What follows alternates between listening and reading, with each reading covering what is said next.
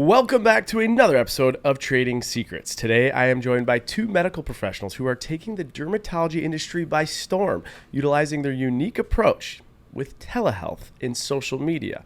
We'll talk a little bit about that. It's a hybrid we have yet to see on this show. Dr. Maneeb Shah and Dr. Reid Maclellan. Dr. Shah, better known as DermDoctor, is a board-certified dermatologist with an expertise in medical, cosmetic, and procedural dermatology and partner at his own practice in North Carolina.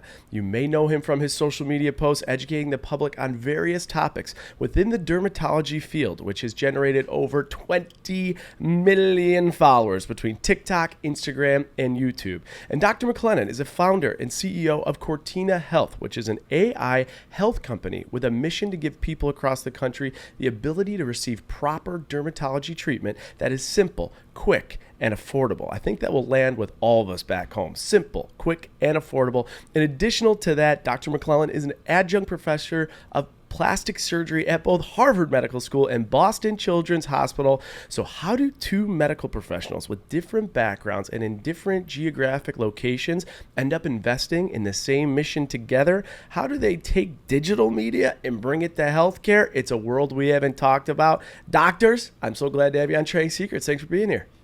Thanks for having us on. It's a wild dichotomy we got going here, right? The world of social media, digital media meets healthcare. We're going to get into that money mafia. Before we get into these stories and the business and everything, I want to take care of you guys back home because you heard me say some buzzwords there. Skincare treatment, dermatology. We know that there's some work of preventative hair loss. So I'm going to just come out swinging. Tips and tricks from the docs. Skincare or preventative hair loss, two major topics with multi-billion-dollar industries behind them. What can you give the listeners back home? I think skincare is a harder topic to tackle in like 30 seconds here, but hair loss pretty easy if you're talking about men specifically. Oral finasteride, oral minoxidil are pretty much going to solve most hair loss issues. If you want a topical because you don't want to take pills, then the topical solutions out there, which are usually a combination of minoxidil and finasteride, are going to target most causes of hair loss. All right, that's pretty good. Confession, I take finasteride. So How long have you been taking it? Good for you. I got a whole lot of hair. How long have you been taking it? I've been taking it for like 2 years. Okay. Let me tell you why.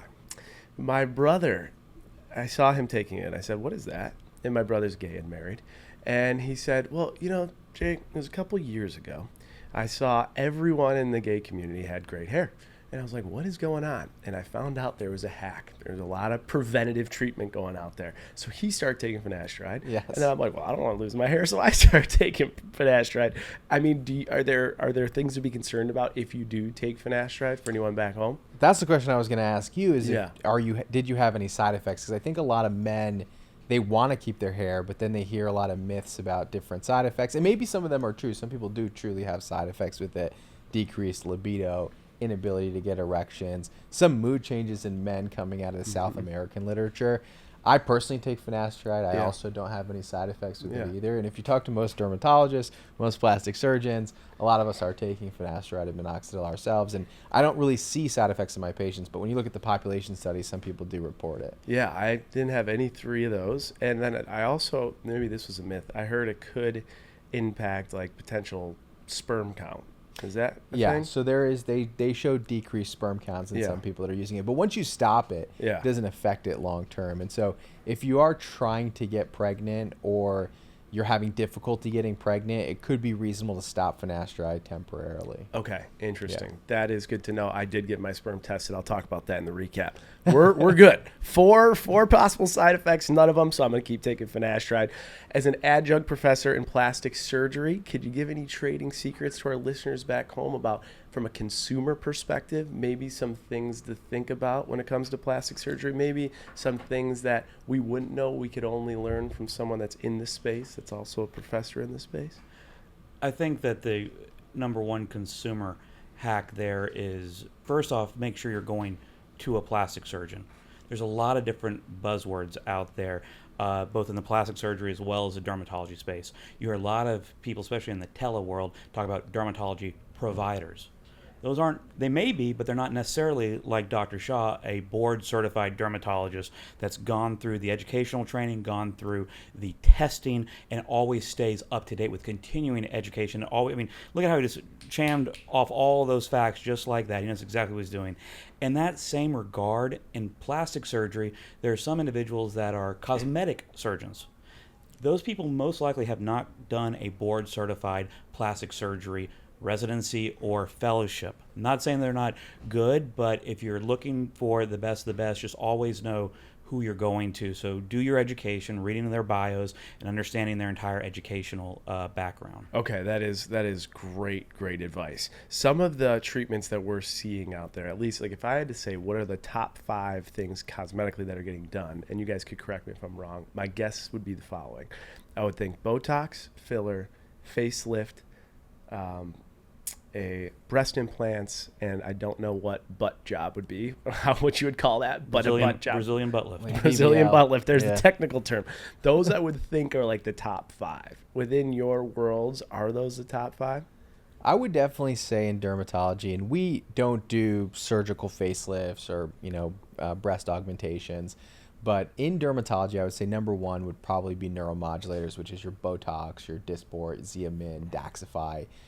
Those to stop wrinkle formation, to control wrinkles, is probably the number 1 cosmetic. It's actually the gateway to a lot of other procedures. Okay. The satisfaction rate with neuromodulators specifically is extremely high, above 90%. And so a lot of people then, that's their first introduction to any cosmetic procedure. And then after that, they try other things. We do a lot of, my thought is with cosmetic procedures is that it really should look like no one has done anything. Right. You should just Interesting. look healthy. You should look youthful. And when you can tell something has been done, then in my opinion, it's been done wrong or it's been overdone.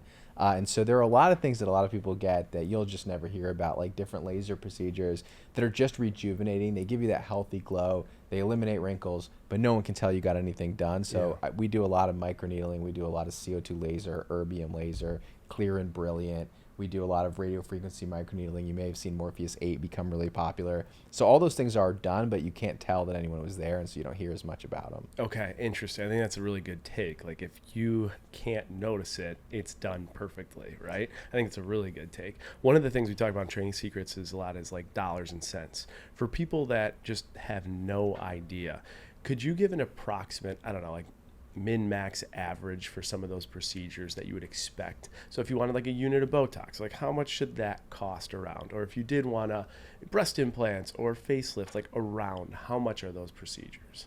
Yeah, I'll let him talk Okay. about the plastic surgery side of things. There is a range, and it really a lot of times depends on geographically where you are. A unit of Botox is going to be more expensive in New York than it is going to be in, let's say Nashville. Sure. But not hugely different, because the cost of goods for the practice is a fixed cost most of the time. And so that's going to be stable across every geographic area. It's not like if you're in New York and you're buying Botox from Allergan, it's not going to be more expensive for you than if you're buying Botox from Allergan in Nashville. The thing is that your overhead is a little bit cheaper, your staff is a little bit less expensive, and so you can offer a unit of, and also like what are people willing to pay in that area. Sure. So I would say anywhere from $10 a unit to $20 a unit, usually about 15 being the average nowadays. Okay. And the amount of units you need depends on how much work you need to get done. Now, I wouldn't do like budget or bargain shopping Yeah. for something like this, especially filler. Like Botox, the side effects are a little bit, they only last 3 months or so. But when it comes to filler, you could get necrosis, you can get blindness. And a lot of times what we see in dermatology, we see the worst of it all. And so a lot of people will go to a med spa where the people aren't, and there are a lot of med spas where people are trained really well, but in some med spas, they're not overseen by like board certified dermatologists, board certified plastic surgeons. And a lot of people end up getting necrosis and they don't have the treatment for an occlusion. Okay. And then they end up sending them to a dermatologist to basically save the day. And so you just, like Dr. Maclellan said, you really want to know who you're going to see. And if you're going to see somebody who's not a board certified dermatologist, ask them the primary question if there is an issue, do you have the treatment to reverse that issue? Ooh, I love that's a very basic, like 101 question that we could all take away. If there is an issue, do you have the solution to reverse the issue? That's a big question to ask. How about some of those other procedures, dollar points, would you say, I don't know, on average? Yeah, Just like a so range? we're all talking cosmetic and aesthetic right now, right? So both in plastics and in dermatology, we also do reconstruction or general. So for dermatology, for instance, Mohs surgery, which is skin cancer removal and everything. Now that's covered by insurance, so that's a little different. So we'll stay in the cosmetic side of things here. So breast augmentation or facelifts. Once again, it's a geography thing at the end of the day. Breast augmentations can go, and this is a much larger range because even though the breast implant, so the cost of good, is exactly the same, once again, possibly buying from Allergan, the doctor and what they're charging for their services can scale from anywhere from, on the low, we'll go men, of $5,000 up to $20,000 for breast augmentation, depending on if you're in New York or LA and stuff. Face lifts really kind of the same, where you're looking at anywhere between 10 to 15, upwards of, it can go up to 50,000, depending on where you are, and that's just for the surgeon's time. Okay. Unlike in dermatology, that fortunately you don't have to be put to sleep, right? For a lot of what Dr. Shah and other board-certified dermatologists are doing. For surgery, you also have to pay an anesthesia fee. You have to pay a facility fee, and because insurance, this is all cosmetic, insurance isn't covering that. So once again, definitely do not budget shop, but know if this is a real investment at the end of the day. Interesting. Okay, that's always good to get dollar ranges. The transparency especially helps the money mafia back home. As far as career track goes, when you look at earnings, whether it's dermatology or it's the cosmetic route, my limitation of understanding these industries and the depth is small. But like, which of these areas pays the most if you were to pursue them as far as areas of becoming a doctor? Because my understanding in dermatology, so this is where the question sparked from, is that there's a U.S. shortfall. I saw that there could be a U.S. shortfall of 37,000 to 124,000 physicians in dermatology over the next 10 years. And my thought process is that because of earnings potential? And then it got me curious about what is earnings potential within both of your respective fields? Yeah, this is a great question. I think a lot of people will be curious about the answer to this. So the reason why there's a shortage is because training is capped by the U.S. government. It's not because, like, a lot of people want to be dermatologists, and it's actually the most competitive specialty out of medical school. Interesting. So the amount of people who want to become dermatologists far exceeds the amount of people that end up becoming dermatologists. And the reason why is because the government allocates training spots, and you can only do board certified training through a government sanctioned organization that gets their reimbursements from the government. So after medical school, you do a residency in a specialty, and then you go on to practice after you finish that residency. Now that residency is actually funded by the U.S. government, and they limit the slots. And so that's why we have a shortage. It's not because there's a lack of people that want to do it, or there's a lack of interest in it, or there's a lack of actually even physicians. There's actually an overflux of people graduating medical school that can't get residency. So residencies, it's a U.S. government issue. Interesting. Well, why? What's the thought process there? They fund them, so they pay for them. Each slot costs the government about $120,000 or so, and so they just limit the amount. That's not standard, though, in other specialties, right? Every specialty. Every specialty is the same way? This is residency. This isn't derm residency. This is the American College of Graduate Medical Education. ACGME is where we go, and CMS, the Center for Medicare and Medicaid Services, or the government, so HHS, that's who pays the hospitals to pay the residents. Okay, got it. Let me ask this then, more of a blanket question. Are there specialties that certain residents will pursue because of the earnings potential? And on a scale, what would you say are like the top 5 specialties? For income, probably the highest paying specialties, plastic surgery, I think universally comes in number 1. Number 2 would be something like cardiology and orthopedic surgery. 2 and 3. Dermatology usually falls around like 6 or 7 on the list. It's usually not the highest, but I would argue we have the best work-life balance. So that's a big. Is that why we got to chuckle a little bit? I would say, what we're talking on is hard numbers, or are we talking quality of life? It's good for the ROI, right? Yep. Because dermatology, no call. right? Less time in training and everything, and it's a great life. Plastic surgery, if you're a surgeon, you have a block time to do your OR. If the person before you, a completely different surgeon, is taking too long, you're just going to get pushed back later and later, and you're not going to cancel your surgery because you have to operate on that patient at the end of the day. You got to take. It's not complications, it's just things happen to certain patients afterwards. You got to be ready to take care of those patients. So even if it's a hard dollar number of kind of the surgeries, the plastics, the orthos, the neurosurgeries, it's long hours at the same time. Okay. Give me, and then we're going to get into the business side, but I'm curious, the plastics, the neuros, the cardiology surgeons, like entry level, like mid-career point, high career point. I won't hold you to it, but assume I'm on like Glassdoor, whatever the hell it's called, Glassdoor.com. I'm trying to get an understanding of what they make, like in that category. What would you approximate? So dermatology is pretty unique. So because it's mostly based on how much you collect. So you usually, the model in most dermatology offices is that you get a percentage of your collections. Okay. Usually around 40% is the average. So if you bill $1 million to Medicare, you would keep 400,000 of it. The 60% of it otherwise goes to overhead. Okay. So then you would make 400,000. I would say starting out, it actually doesn't, like, medicine is one of those careers where as you go through your career, you don't necessarily earn more. Oftentimes you earn less because you either work less or reimbursements get cut every year. It's the only field where, lawyers, their reimbursement goes up every year, right? Because they say there's inflation, and so where billable hours are going from $400 an hour to $500 an hour, where the government controls the amount of reimbursement that you get per procedure, and so that actually goes down every year. Which, for us back home that don't know, what does reimbursement mean? Reimbursement means that when you go to see me and you have insurance, right? And the amount that they're willing to pay for a visit, right?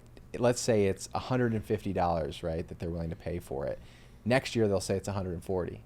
The year after that, they'll say it's $130, right? Okay. So you see us, you pay maybe a copay, $20, you leave. Yep. And then the rest of it is collected from your insurance company. Right. And your insurance company, they dictate the prices based on what the government is paying on Medicare. It's kind of complicated. Medicare is for people over 65 and other groups of people.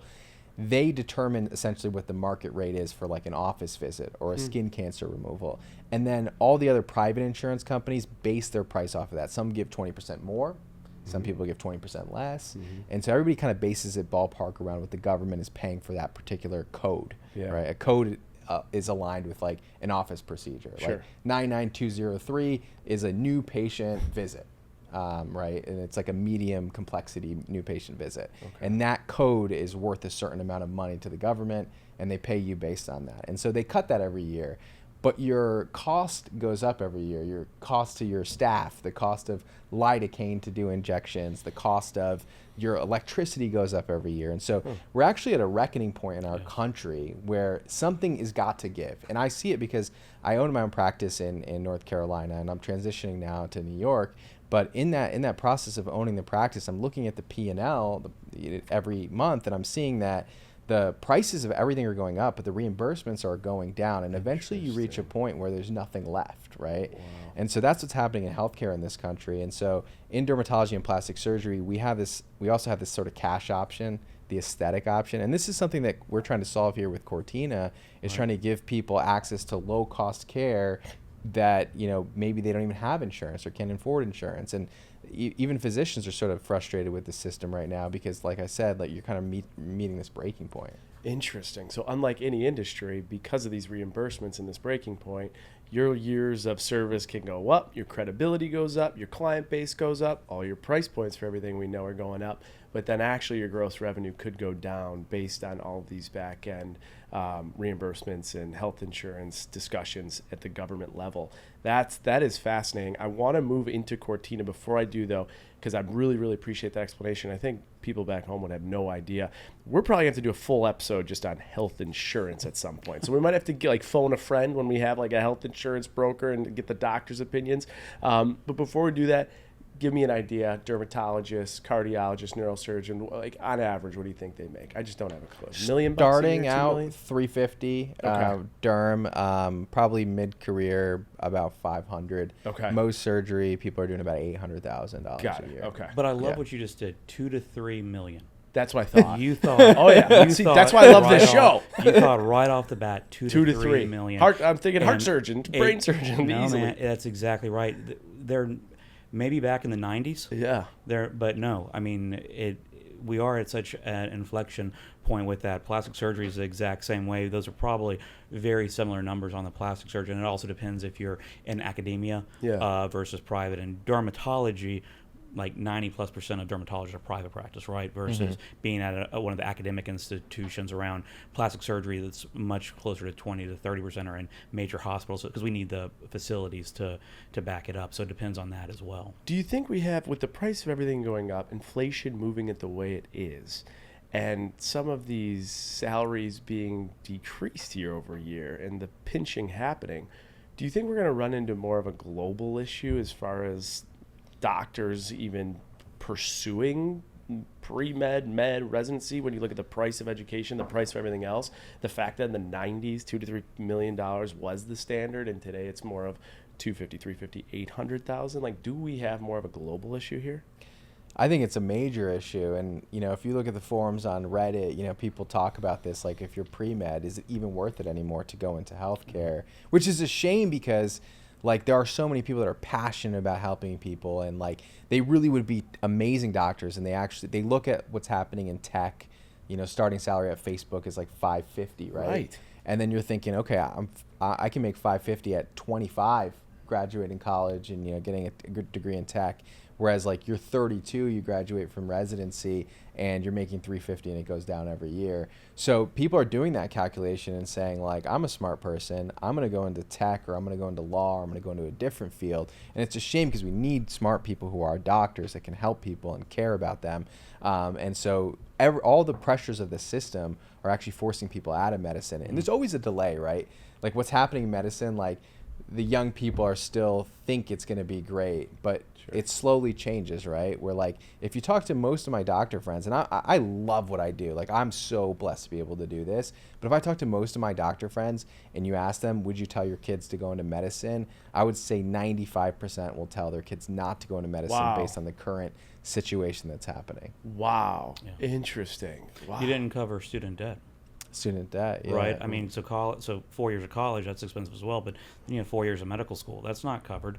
Right. That's completely, we're paying that. Then you have residency, where we can't afford to pay the interest rate, because residents are making between $40,000 to $60,000 a year. So that's compounding interest for another 3, 4, 5, 6 years, depending on how long your residency is. So now you have $300,000+ in debt when you start out making $250 to $300. Working at a 10% clip now, right? It was different when I was working at a 2 to 3% clip. Right. Interesting. All right, we'll see how that changes the landscape. We'll talk about it a little bit more in the recap. And I just think, Dr. Shah, for everything that you're experiencing, what an interesting, more than ever now, intersection based on what you just said about some of these kids that, in Facebook and working at TikTok, making about $500,000. You now have this world where you own a practice.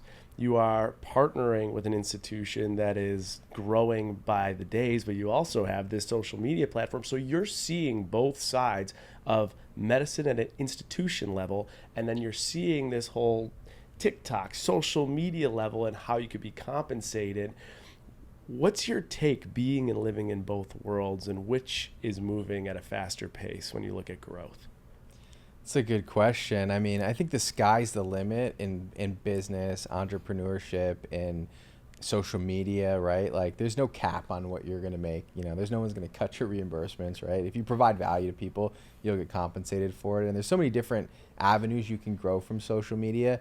A lot of people think you're getting paid by TikTok, or you're getting paid by YouTube, or the sponsorships, but a lot of times it's other things that come off of it. It's, something, partnerships that you make, businesses that you start, all these other avenues. I call it like this bucket of income that no one really accounts for. So I would say that like if you're talking about financially, like that's always going to do better, like if you're in business. And my friends who I've met through social media a lot of times are not in dermatology, they're in other fields. So the networking that's happened from being on social media has been incredible. But, you know, I talk to my friends who are like in real estate, and the amount of money that they're making versus what we're making is just, we're not even in the same realm. Like the conversations they're having we're not even in the same discussion as them. And so, yeah, I think financially, but then you have to think about, like, if people always ask me, like, you have social media, right? You have over 20 million followers. Obviously, you probably make a decent income from social media alone. If you told me like which one I had to pick today to do it for the rest of my life, I would choose clinical dermatology. Like, I enjoy it more. And I because love of the, my patients. Okay, And got it. I make content because I love dermatology. I don't make non-dermatology content. Like, Yeah, I make yeah, dermatology content because I love it, and it just so happens that you can also monetize the content that I'm making. But if I had to choose one, it would be dermatology, and the patients that I've met in dermatology are what inform everything that I do as far as content. It's what keeps me grounded. So if I had to choose, I would do dermatology, which is more lucrative, social media by far. Interesting. Yeah. Okay, so social media more lucrative. What you would choose is dermatology. Social media, you also mentioned the networking component.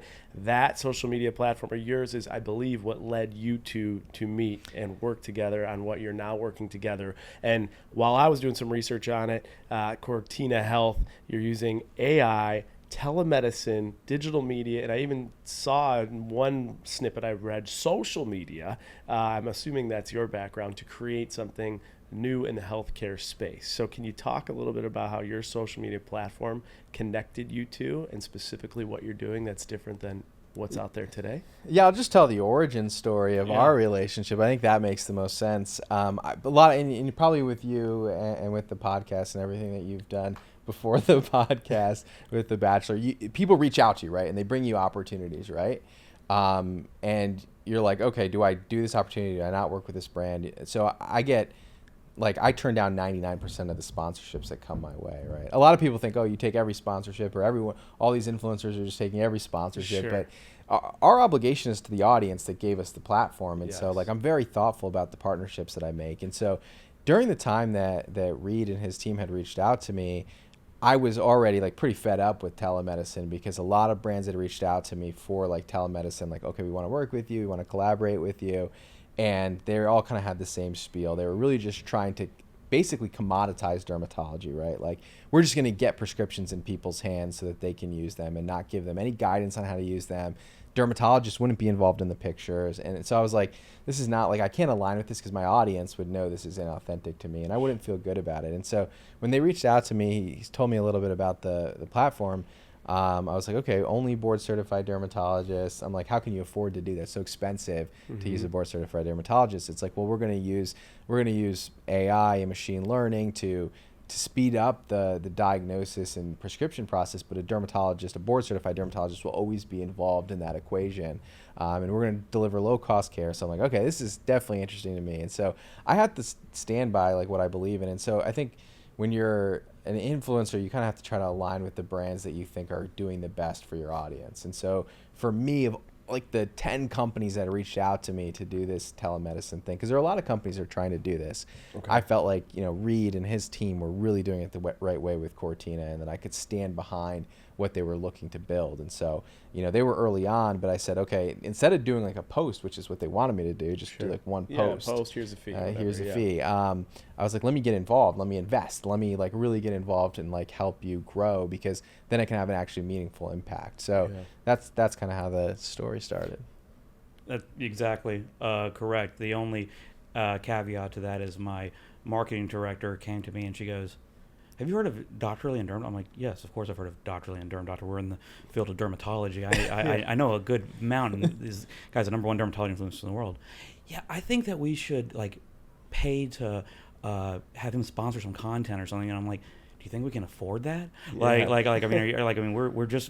We just launched to the general public. We are in all 50 states now. We have our own compounding pharmacy. We do everything. It's an end-to-end solution. But I mean, we were still at the time a startup, and I was like, I don't know, man. I mean, that guy's pretty famous. I'm not sure we can afford this and get it on. So we talked to him, and at first, when he was DermDoctor was not standoffish, but he was like, all right, what makes you different? And as we went through the whole process of leveraging strictly board certified dermatologists with next generation technology, with the true personalization component from the medication, when he came back and said, I could do a sponsorship, I could do a post, but let's figure out a way to to work together. Are you accepting outside investments? I'm like, yeah, we are right now. She's like, I want to invest. I was like, Well, why? I was like, really? And he's like, yeah, man, this is the way teledermatology should be done. Yeah. And so you're doing it the right way. And so that was over a year ago now, and we're just rocking and rolling. that is pretty cool. I'm just curious, as someone that's in business that looks at investments, and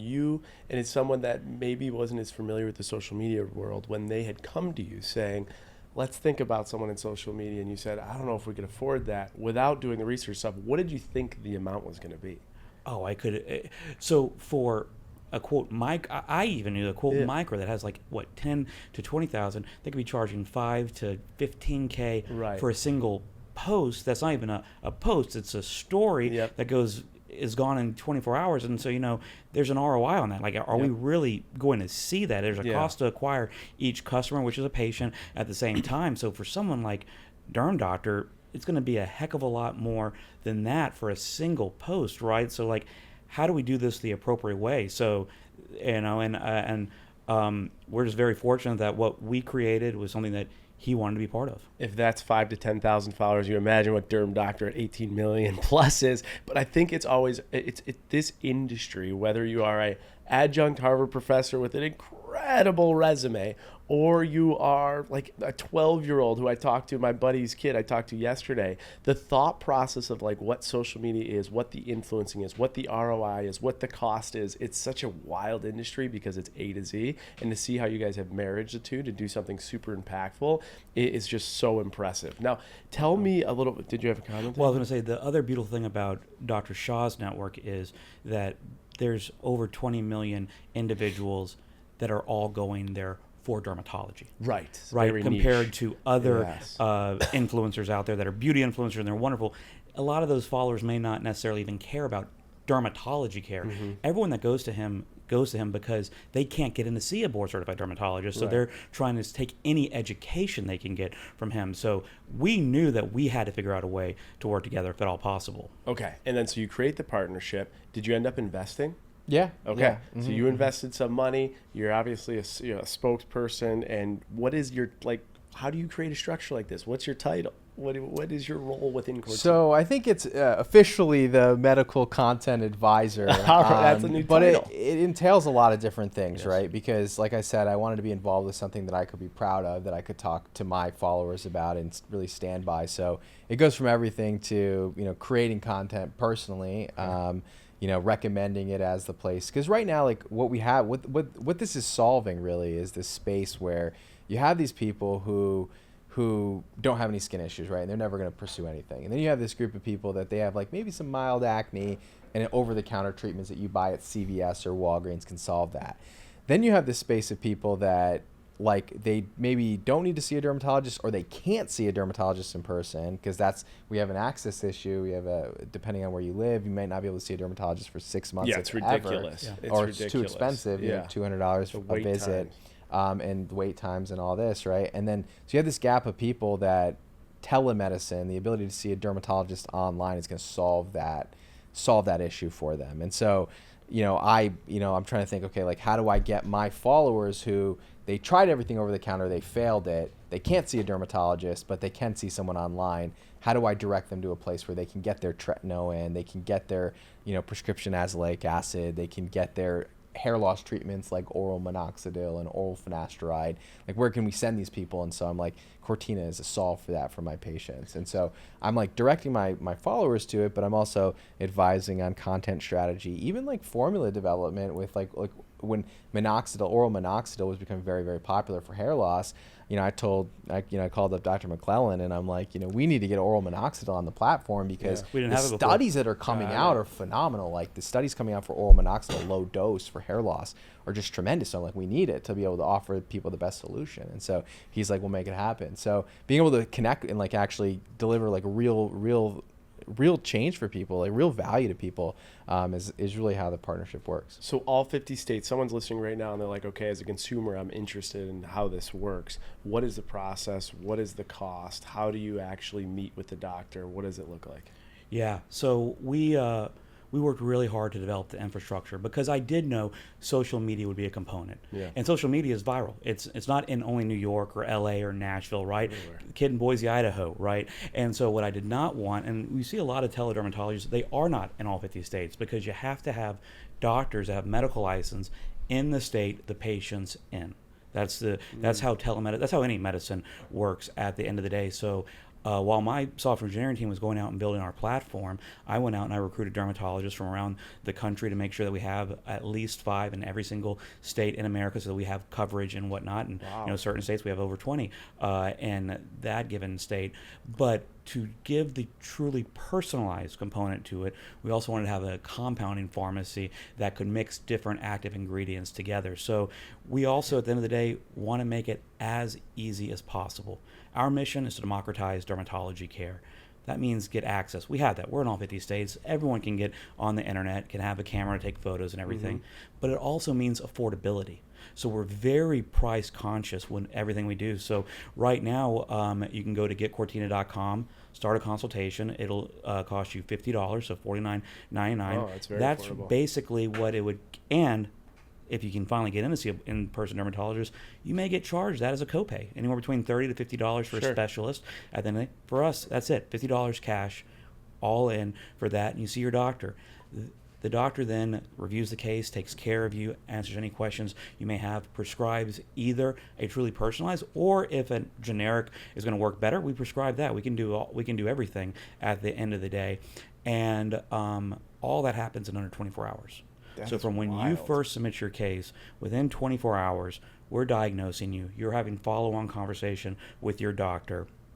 You have your prescription that we're making for you from scratch. We'll get that to you in the next 5 to 7 days at max. You got to make it and got to ship it and everything. But then we are able just to do that continuity of care because you can continue to get in to see the doctor virtually. I mean, it's almost sounds so good. I'm like, is it too good to be true? It's amazing. The question I would have to you is then, how are you guys differentiating from all the other teledocs out there? You had already mentioned you've been approached by a lot of them. It sounds like speed, affordability is definitely some of the top 2 reasons. Also seems like credibility with board-certified dermatologists.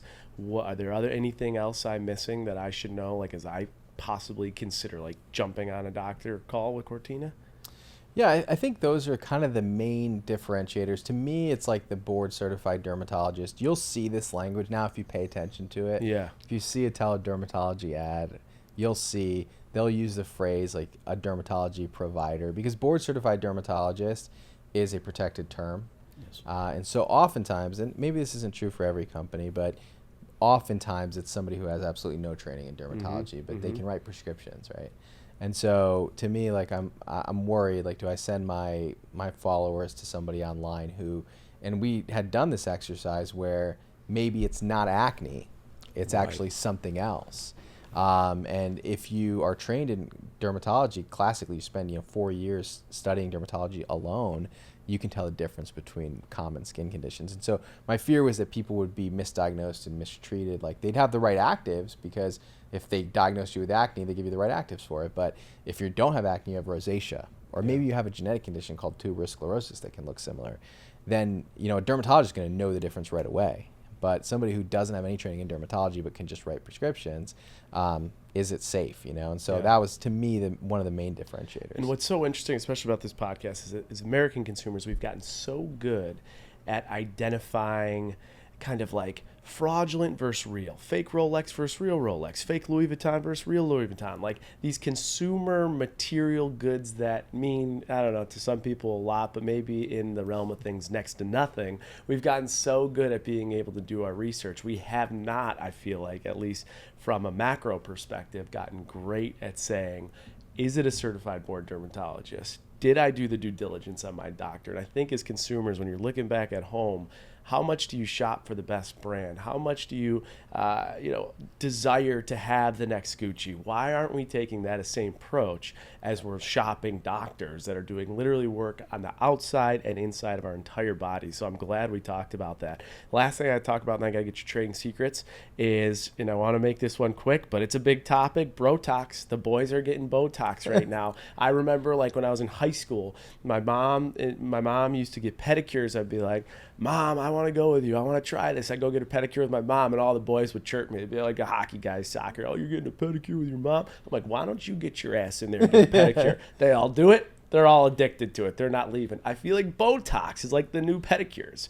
Are you seeing a trend where guys are starting to get more Botox? Yeah, so like just from my own patient population, I have a lot of men that come to see me. The interesting thing about men is that right now there is sort of a stigmatization of these types of procedures, and so a lot of women will come in and they'll get their procedures done, and then they'll say, oh yeah, like you can post about me, or like they'll tag me after they get something done. I just got this thing done. But men specifically will say like, don't post about this. I don't want anyone to know I got this done. And so there are a lot of guys that are. So if you're looking at your guy friends, if you're at home and you're listening to this and you're like, my friend in real estate looks real good for his age. He's not aging. Like, what's going on? A lot of times he's seeing a dermatologist and getting these things done. He's just not telling you because you're gonna roast him for getting these things done. And so I started getting Botox done when I was 31. I don't get it done often, even though I have access to it all the time, but I get it done every 9 months or so, just so that I can soften my wrinkles and sort of age gracefully. But I see it's happening so often, and I think the next boom is this market of men that really are going to care about the way that they look. I mean, men a lot of times care about the way they dress, they care about the way that they smell, and sort of the next wave is going to be like skin and hair. Very you hit the cool. nail on the head there. That I think also women are much more comfortable being around other women talking about their aesthetic, Botox, fillers, whatever it may be. Most guys aren't watching NFL Sunday being like, oh yeah, I just saw my derm on Friday. It's got the Botox in there. That's why I'm not as excited about the play. That was just awesome. Like they're not really talking about it. But once again, it is still an access thing, right? Because that's one thing that we can't do virtually, and that's why if we're all sharing secrets, I've actually yet to get Botox because my dermatologist is completely virtual.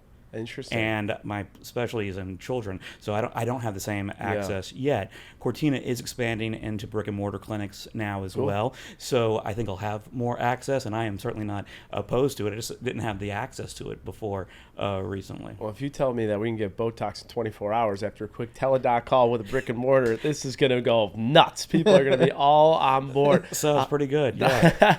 Stay tuned, guys, for the recap. I'll tell you a little bit about my Botox journey. I might have to come see Dr. Shah one of these days and let him talk to you about the work he's doing. We'll talk about that. We'll see how that goes, but we got to end with a trading secret. It's a trading secret either from a consumer can learn from you about the industry. It could be about the business you've built. It could be about a money tip. Any trading secret you can't read in a textbook or learn on YouTube tutorials. You can only learn from YouTube. So we need 2 trading secrets. Who wants to start first?